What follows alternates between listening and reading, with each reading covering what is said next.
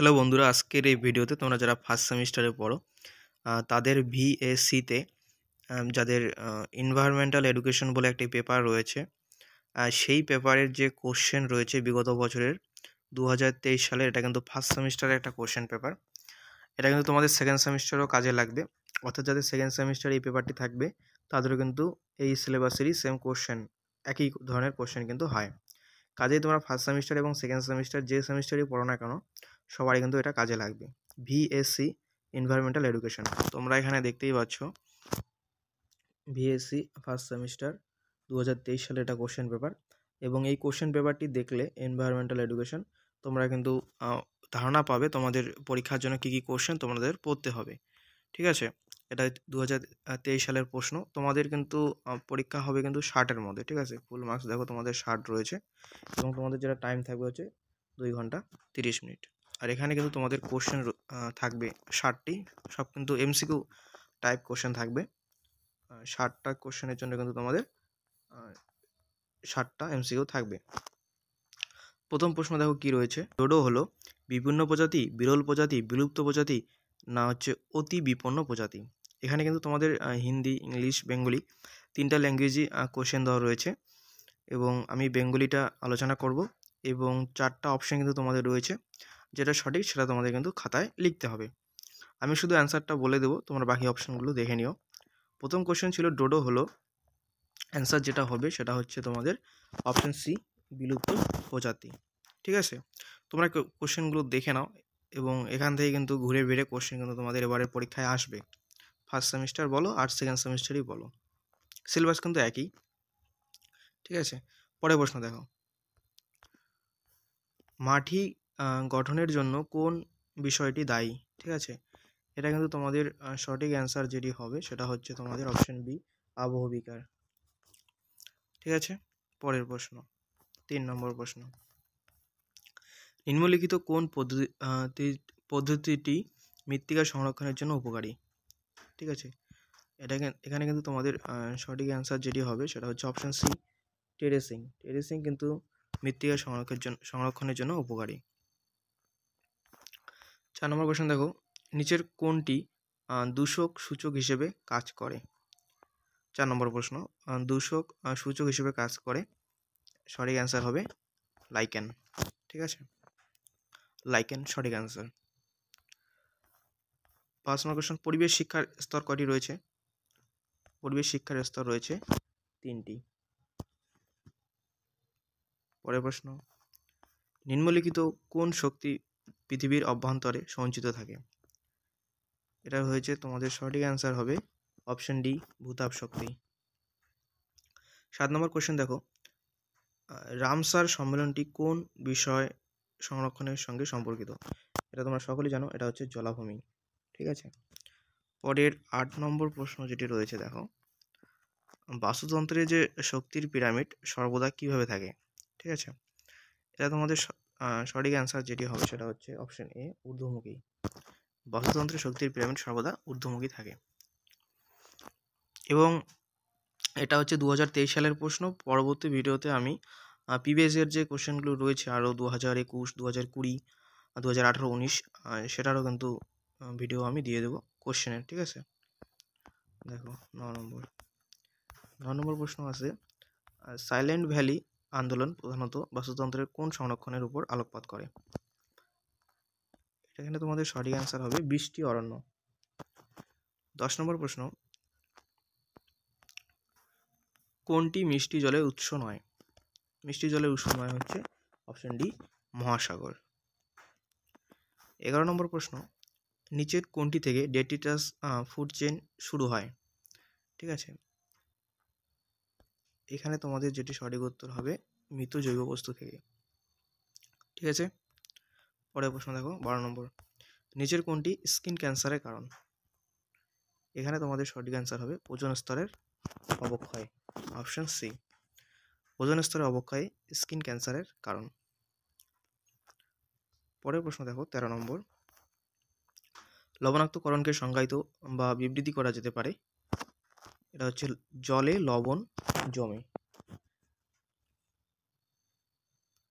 তারপরে দেখো পরের প্রশ্ন 14 নম্বর, ধোঁয়াশা হলো ধোঁয়া এবং কুয়াশা এর মিশ্রণ, অপশন এ। ঠিক আছে। 15 নম্বর, ভারতের কতগুলি জীবভৌগোলিক অঞ্চল রয়েছে? টোটাল কয়টি রয়েছে? টোটাল রয়েছে 10টি। 16 নম্বর, প্রাকৃতিক দূষণের উদাহরণ কোনটি?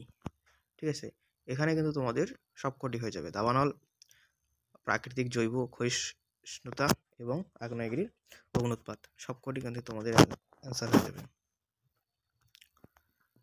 পরের প্রশ্ন দেখো, স্থিতিশীল উন্নয়নের প্রাথমিক লক্ষ্য কী? ঠিক আছে, এখানে তোমাদের যেটি সঠিক অ্যান্সার হবে অপশন সি, ভবিষ্যৎ প্রজন্মের সাথে আপোষ না করে বর্তমানের চাহিদা পূরণ করা। ঠিক আছে। 18 নম্বর প্রশ্ন দেখো, বিশ্ব পরিবেশ দিবস কোন দিনটি পালন করা হয়? বিশ্ব পরিবেশ দিবস হচ্ছে 5ই জুন। তারপরে দেখো, ভোপাল গ্যাস বিপর্যয়, এটা তোমরা সকলেই জানো, ভোপাল গ্যাস বিপর্যয় হয়েছিল 1984 সালে, এটা হচ্ছে অপশন এ। 20 নম্বর প্রশ্ন, কোন মানবাধিকারটিতে প্রত্যেককে তাদের নিজস্ব বিশ্বাস এবং মতামতকে অবাধে প্রকাশ করতে পারে? ঠিক আছে, এটা হচ্ছে তোমাদের মত প্রকাশের স্বাধীনতা। ঠিক আছে, অপশন সি, মত প্রকাশের স্বাধীনতা। 21 নম্বর কোশ্চেন দেখো, বাস্তুতন্ত্রের শক্তি সংবহন সর্বদা একমুখী হয়।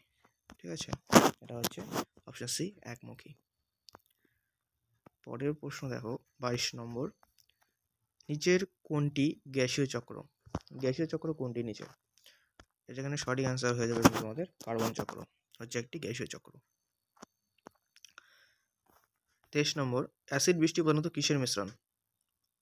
এখানে সঠিক অ্যান্সার যেটি হবে অপশন এ, সালফিউরিক অ্যাসিড এবং নাইট্রিক অ্যাসিডের মিশ্রণ। ঠিক আছে, অপশন এ।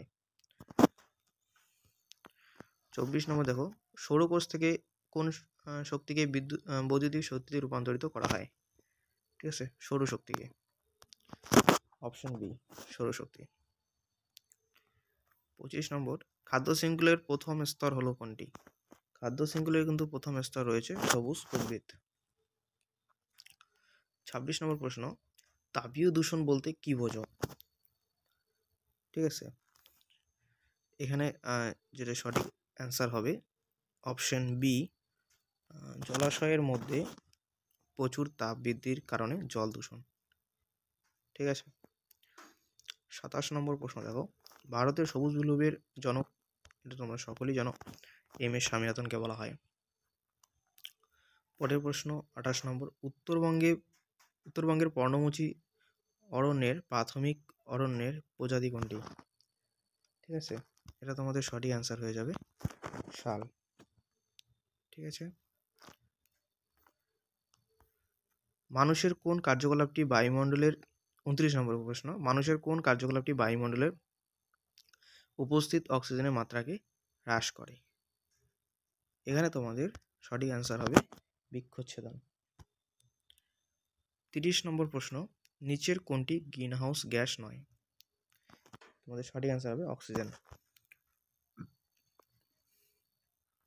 ঠিক আছে। পরের প্রশ্ন দেখো, উন্মুক্ত খনন কার্যের ফলে পরিবেশের উপর কোন প্রভাবটি পড়ে? এটা তো সকলেই জানো, মৃত্তিকা ক্ষয়। ঠিক আছে। পরের প্রশ্ন 32 নম্বর, ভূমিকম্পের মাত্রা, এটা হচ্ছে রিক্টার স্কেল, সকলেই জানো।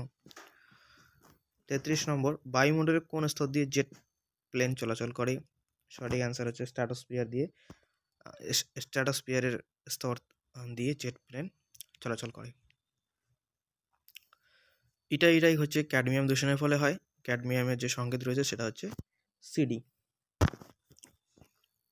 35 নম্বর, কাজিরাঙ্গা জাতীয় উদ্যান, এটা আসামের অবস্থিত, এটা হচ্ছে গন্ডারের জন্য বিখ্যাত, একশৃঙ্গ গন্ডারের। ঠিক আছে, আসামের কাজিরাঙ্গা জাতীয় উদ্যান। 36 নম্বর প্রশ্ন, নদী জলের দূষণের মাত্রা পরিমাপ করে বিওডি। ঠিক আছে, বায়োলজিক্যাল অক্সিজেন ডিমান্ড। পরের প্রশ্ন দেখো কি রয়েছে, 37 নম্বর প্রশ্ন কি রয়েছে দেখো, বাতাসে সর্বাধিক পরিমাণে কোন গ্যাসের উপস্থিত? বাতাসে সর্বাধিক পরিমাণে রয়েছে অপশন এ নাইট্রোজেন। নাইট্রোজেন বাতাসে সর্বাধিক পরিমাণে রয়েছে। ঠিক আছে। 38 নম্বর, ইউএনসিসিডি এর প্রধান লক্ষ্য কী? এটার প্রধান লক্ষ্য হচ্ছে যে কোনো মানবিক কার্যকলাপ থেকে মরুভূমিকে রক্ষা করা। এখানে সঠিক অ্যান্সার হবে অপশন ডি, যে কোনো মানবিক কার্যকলাপ থেকে মরুভূমিকে রক্ষা করা।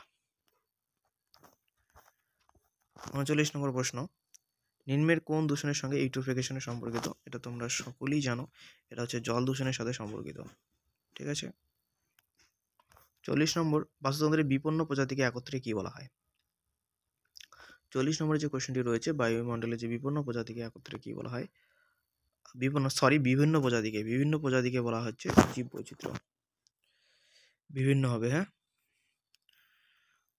41 নম্বর, এলপিজি এর উপাদানগুলি হচ্ছে প্রোপেন এবং বিউটেন। অপশন বি, প্রোপেন এবং বিউটেন, এটা তোমরা সকলেই জানো। তারপরে 42 নম্বর প্রশ্ন, সিটিস এর আন্তর্জাতিক চুক্তি যা বিভিন্ন উদ্ভিদ ও প্রাণীর বাণিজ্য নিয়ন্ত্রণ করতে তৈরি করা হয়েছে। এখানে তোমাদের সঠিক অ্যান্সার হবে শুধুমাত্র বিপন্ন উদ্ভিদ ও প্রাণী। অপশন বি, শুধুমাত্র বিপন্ন উদ্ভিদ ও প্রাণী। পরের প্রশ্ন দেখো, WCED এর সম্পূর্ণ নাম কি? এখানে তোমাদের যেটি সঠিক উত্তর হবে option B, world convention on environment and development. ঠিক আছে, অপশন বি। 44 নম্বর, IUCN এর ফুল ফর্ম? এখানে তোমাদের সঠিক উত্তর হবে option C, international union for conservation and of nature and natural resource. পরের প্রশ্ন দেখো, 45 নম্বর। 45 নম্বরের যে অ্যান্সারটি রয়েছে তোমাদের, এখানে তোমাদের 3R এর যে ক্রমটি সেখানে সাজাতে বলেছে। এখানে তোমাদের সঠিক অ্যান্সার হবে রিডিউস, রিইউজ এবং রিসাইকেল। Option C. ঠিক আছে, রিডিউস, রিইউজ এবং রিসাইকেল। CPCB বলতে কি বোঝো?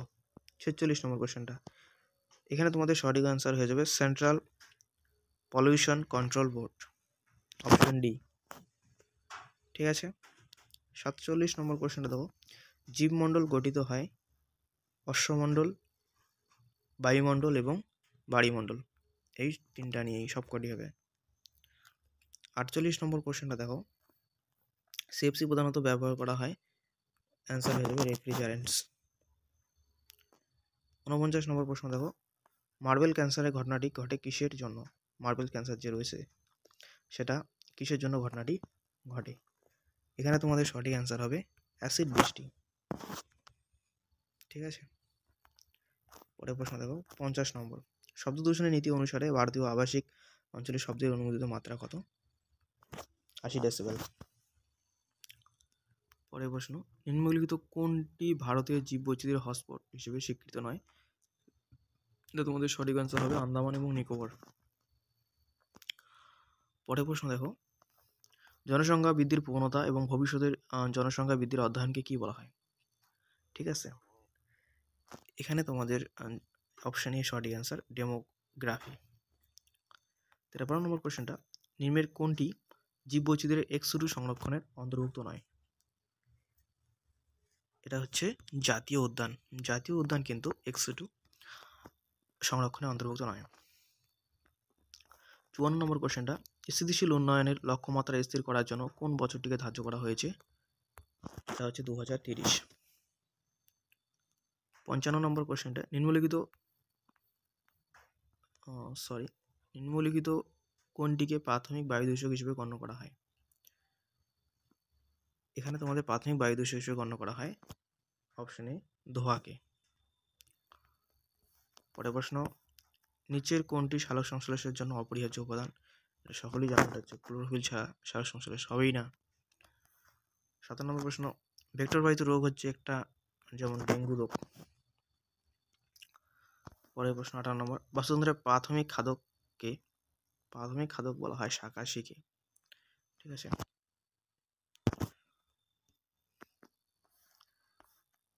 নিচের কোনটি নবীকরণযোগ্য শক্তির উৎস? এটা কিন্তু তোমাদের হচ্ছে যে বায়ু শক্তি রয়েছে, বাতাস, সেটি। লাস্ট প্রশ্ন, অরণ্য সংরক্ষণ আইন কবে প্রবর্তিত হয়? ঠিক আছে, এটা কিন্তু 1980 সালে প্রবর্তিত হয় অরণ্য সংরক্ষণ আইন। ঠিক আছে, এই ছিল তোমাদের 60টি প্রশ্ন। এটা হচ্ছে 2023 সালের প্রশ্ন। এবারে পরীক্ষায় কিন্তু তোমাদের সেম এরকম একটি প্রশ্নপত্র দেওয়া হবে এবং ঘুরে ফিরে কিন্তু এই কোশ্চেনগুলো কিন্তু তোমাদের আসতে পারে। এই কোশ্চেনগুলো তোমরা একটু ভালো করে দেখে নাও। এনভায়রনমেন্টাল এডুকেশন ফার্স্ট সেমিস্টার ভিএসসিতে যাদের রয়েছে, ঠিক আছে, এবং সেকেন্ড সেমিস্টারের জন্য কিন্তু এটি খুবই দরকারি কোশ্চেন পেপারটি, কারণ সিলেবাস কিন্তু একই, ঘুরে ফিরে সেম কোশ্চেনই দিয়ে দেয়, ফার্স্ট সেমিস্টার বলো এবং সেকেন্ড সেমিস্টার বলো। ঠিক আছে, পরবর্তী ভিডিওতে দেখা হচ্ছে। চ্যানেলটিকে অবশ্যই লাইক, কমেন্ট, শেয়ার, সাবস্ক্রাইব করে দিও। ধন্যবাদ।